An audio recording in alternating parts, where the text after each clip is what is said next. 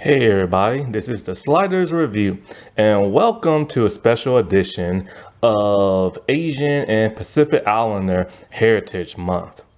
And I'm here today to talk to you about Power Rangers Operation Overdrive Lights Camera Dax. So this is a Dax-centered episode played by Gareth Ewan.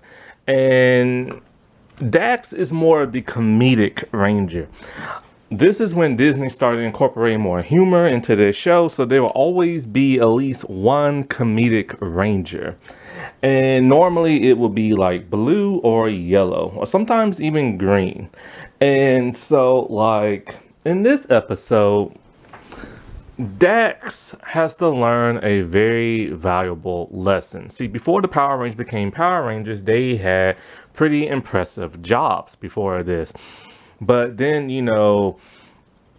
Mac's dad recruited them and they had to give up on their dreams and stuff.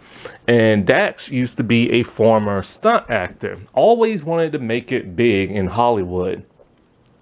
But because like he wasn't that great at acting, he was just like a stunt actor. And so it's always been his dream and ambition to want to be like, an actor. But being a Power Ranger just like, stopped all that in his tracks. And he loves saving the world and everything like that because there are multiple like bad bosses in this season. I believe there are four different separate like villain groups in this entire season, the biggest villain groups we've ever seen, and they all work differently. Every once in a while they'll team up, but they mostly work alone and they normally fight each other, which made for a very interesting season. And so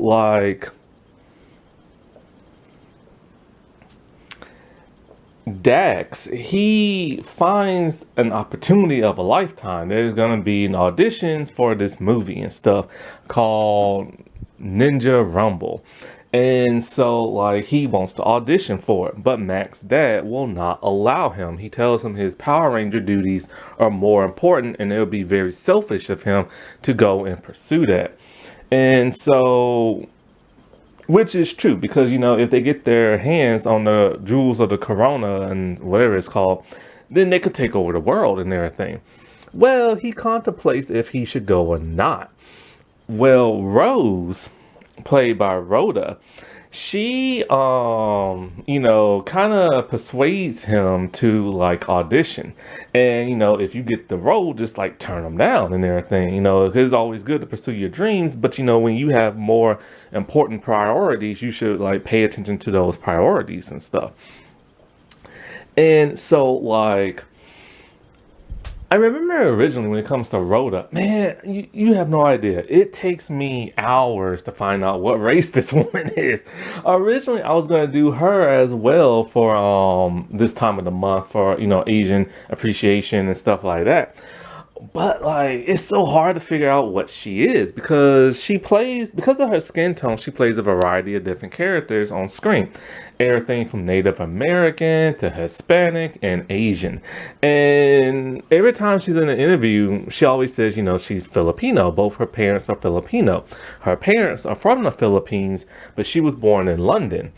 And so I'm like, okay, Filipino. So but then I'm like, oh no, wait. Not every Filipino person is like Asian. Because some are Hispanic. And her character plays a Hispanic on the show. So when I say it takes me hours to try to figure out what she is, I mean, it takes me hours. I still, when it comes to her, I honest to God, just don't know. I really don't. But I'm just gonna go with she's Latino. Because it's weird. When I saw the show originally, I thought, oh, okay, there's two Asians on the show. Because she looks like she's kind of Asian. And she looks like one of my, I had a friend that was Filipino in college. She looks Asian, but she sounds Hispanic. And it's just it's one of the most confusing things ever. I wish if a person says they're Filipino, I wish they would say which type they are. That would make it so much easier and stuff. But yeah. And so he goes for the audition. And, the monsters are doing their thing. Candor is out and about with Matrix. And it's so weird about Miratrix. It's like she's white, but like her outfit is Asian inspired.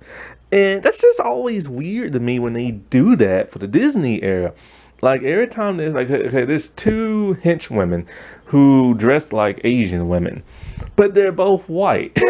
I don't get that. I don't understand that at all. So they cause a ruckus, which causes him to save the life of the director. Because of that, he gets the role. And by this time, like I said before, the bad guys are out and about. Even Motor is out and about doing bad stuff. And so Max's dad wants to know where he's at. And so Rose just lies and all like, oh, he's in the restroom. But Max's dad doesn't believe that. So he calls up the studio which he used to own. And of course, Dax is there filming and everything like that. And every time Dax is like filming something, he gets a call on his morpher tracker, because bad guys are about and stuff. And so like because of this, he gets caught, and Max's dad like, I'll punish you later and everything. Now Max's dad has a very special vehicle for the Rangers, and the name of it I forgot, but it's pretty impressive. And so like Candor, he brainwashes these stunt actors for the Ninja Rumble movie. And so he causes them to fight for him because he doesn't have hench people or foot soldiers, I should say. Now, it's weird when the stunt people fight because they're using fake swords, but they're still fighting the bad guys like they're real swords. Oh, anyway, the Rangers have to try to stop them and everything. And so they're one Ranger short. Dax is not there because he's busy filming. But then Dax comes to the realization that, what? Max's dad is right. And so is Spencer, the butler. Like, he needs to understand and focus on what's important. And what's important is not acting. Even though it's his dream, he's going to have to give up on it for the greater good. So he leaves the production and morphs and go help the Rangers fight. Now, the fight choreography between Dax and like the bad guys is amazing. Not to mention like when he's morphed, not to mention the movie choreography and stuff. Give it up for the Disney era because they had great action choreography.